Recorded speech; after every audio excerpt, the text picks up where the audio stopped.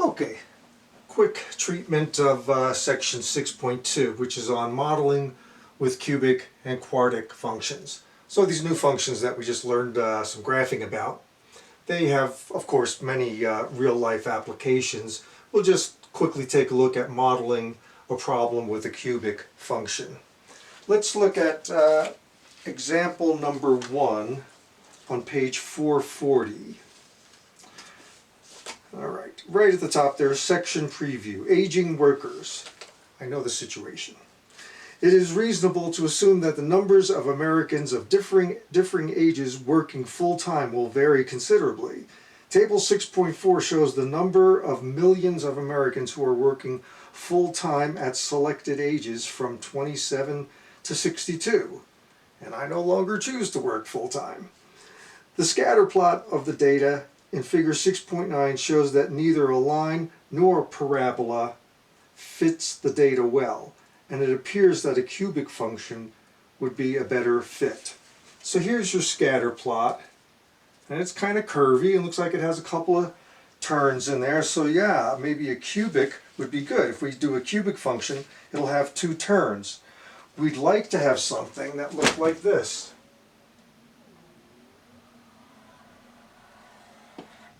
Right, that's a pretty good approximation of all those data points. So, in part A, we're asked to find the cubic function that looks like that. Well, that's no mean feat. The function we know would have this form. Since it's cubic, it's going to have an x cubed term, and it's going to have an x squared term, an x term, and a constant. Now some of these terms, the x squared term and the x term and the constant, could disappear if the coefficients are 0, but in general it would look like that. We do see that we have this shape, so that tells us what about the lead coefficient? Well, the curve's going down as we go off towards positive x infinity, so that means the lead coefficient has to be a negative number.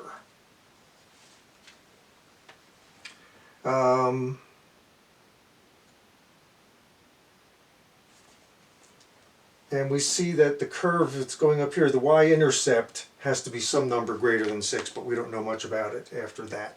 And that's about all the information we have. At that point, to do guesses or estimates with these complicated functions, you're going to almost have to use automation, either a graphing calculator or a graphing program on the internet or on your local machine. So in this case, the authors did that, and it turns out they came up with a big, complicated expression. Here's your lead coefficient.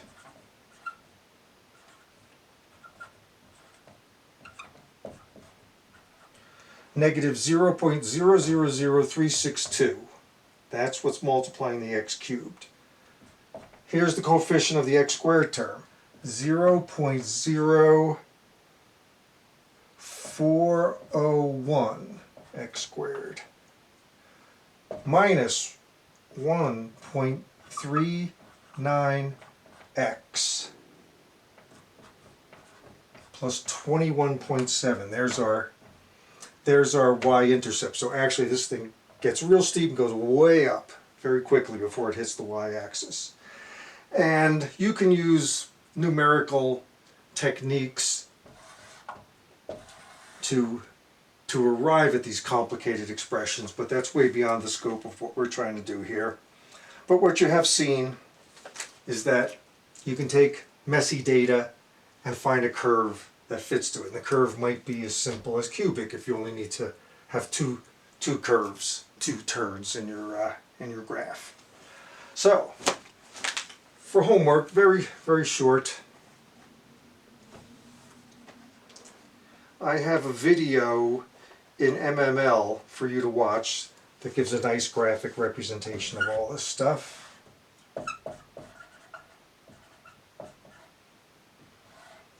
So, in MML, watch the video that's named 6.2 video.